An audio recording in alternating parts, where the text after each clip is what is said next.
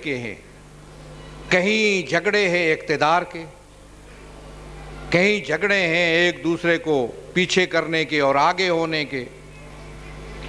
یہ صدارت میرے پاس ہونی چاہیے، یہ لیڈرشپ میرے پاس ہونی چاہیے، مجھے زیادہ نمایاں ہونا چاہیے، مجھے آگے ہونا چاہیے، دوسرا کیوں ہے؟ رکابتیں ہیں، کشمکش ہے باہمی، اور اس میں مذہب کو بھی استعمال کیا جا رہا ہے۔ آپ کے ہاں جن علماء کرام کے فتاویٰ میں یہ ہے کہ 5 کلومیٹر کا فاصلہ ہونا چاہیے نماز جمعہ 2 جمعوں کے درمیان، آپ کو پرواہ نہیں ہے کہ فاصلہ ہو یا نہ ہو، آپ نے نماز جمعہ قائم کیے ہوئے ہیں۔ وہی بات ہوئی، بازی ریش بابا ہم بازی، باپ کی داڑھی کے ساتھ بھی مسخرہ کیا، نماز جمعہ کے ساتھ بھی مسخرہ اڑانے لگے ہو۔ نماز کو استعمال کرتے ہو اپنی خواہشات کی تکمیل کے لیے، یہ عبادت نہیں ہے۔ عبادت وہ ہے جو قربتاً اللہ ہوتی ہے۔ قربتاً اللہ وہ ہے جس میں اللہ کا حکم جو ائمہ کے ذریعہ اور مرجعیت کے ذریعہ پہنچے اس کو ماننا ہوتا ہے۔ وہ کیا نماز ہے؟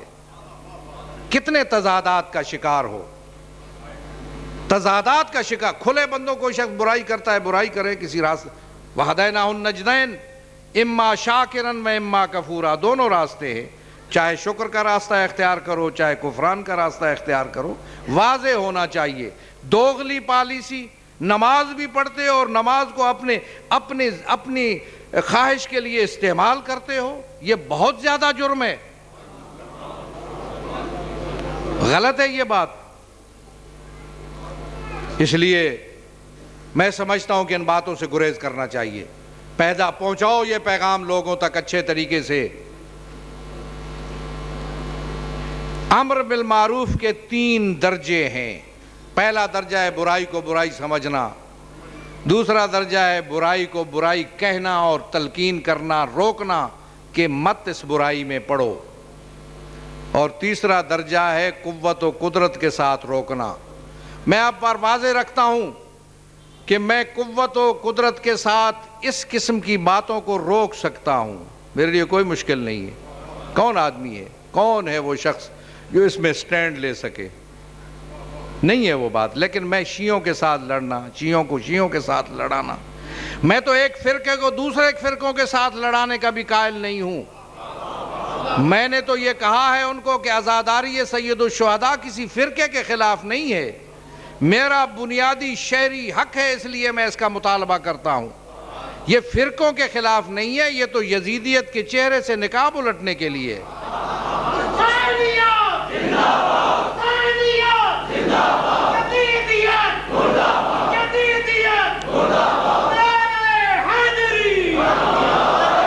یہی میں کہتا جاؤں کہ ابھی مجھے پتا چلا کہ پھر اس ضلع کے اندر ضلع سے شرارت شروع ہو رہی ہے، شاید نہیں ہوئی ابھی تک۔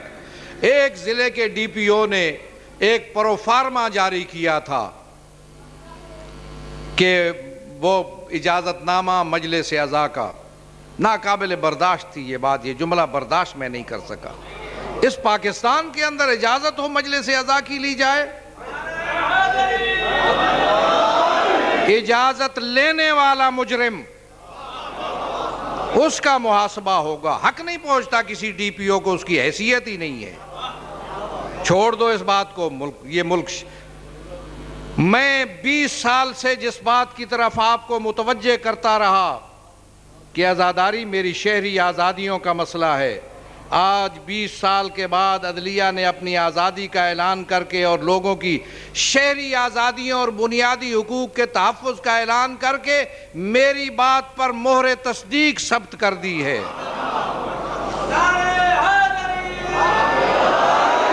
میں کہتا رہا ہوں کہ میں آئین و قانون کو اور اس کو بھی سمجھتا ہوں، اور وہی بات آج جب آزادی ہوئی، عدلیہ آزاد ہوئی، تو پہلی بات انہوں نے یہ کی کہ ہم پاکستان کے شہریوں کی شہری آزادیوں کا تحفظ کریں گی۔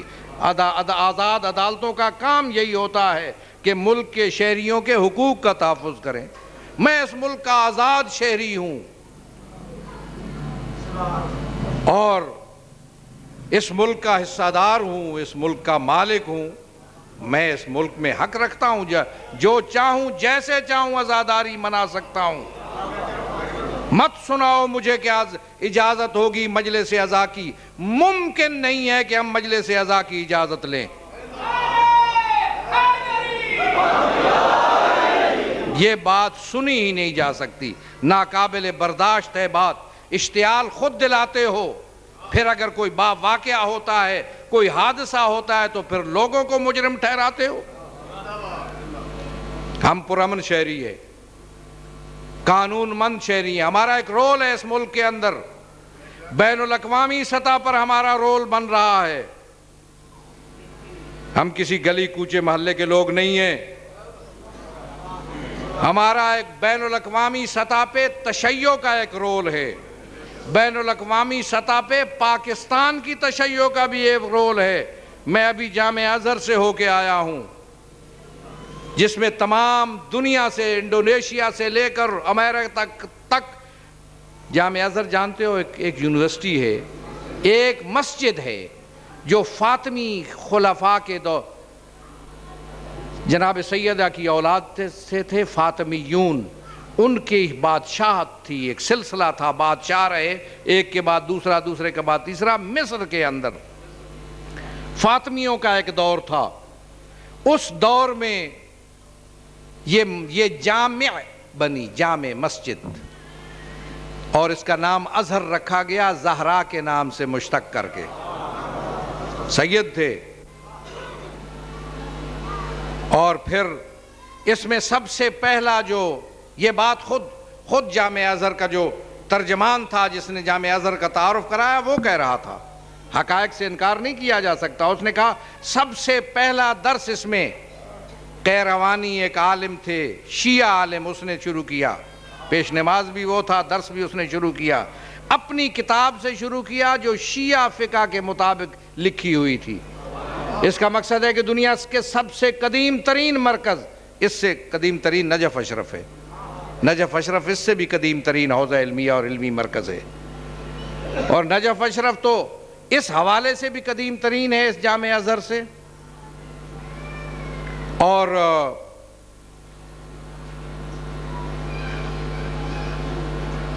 اس کا مقصد یہ ہے کہ یہ جو مرکز تھا، یہ مرکز ایک بہت بڑا قدیمی مرکز ہے، اور جیسے میں کہہ رہا ہوں نجف اشرف اس سے زیادہ قدیم ترین ہے، اس کو زیادہ عرصہ گزر گیا، اس سے 100 سال یا 200 سال پہلے کا ہے، 1000 سال سے زیادہ عرصہ ہو گیا اس کو بھی۔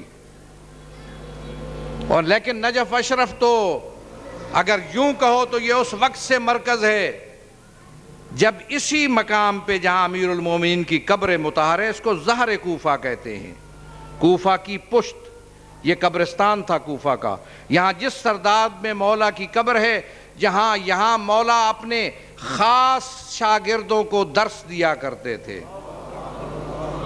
اسی لیے میثم تمار کہتا تھا اندی علم المنایا والبلایا، میرے پاس آنے والے حالات، آنے والے مشکلات، آنے والے حادثات کا علم ہے، مجھے میرے مولا علی ابن ابی طالب نے یہ خبر دی ہے۔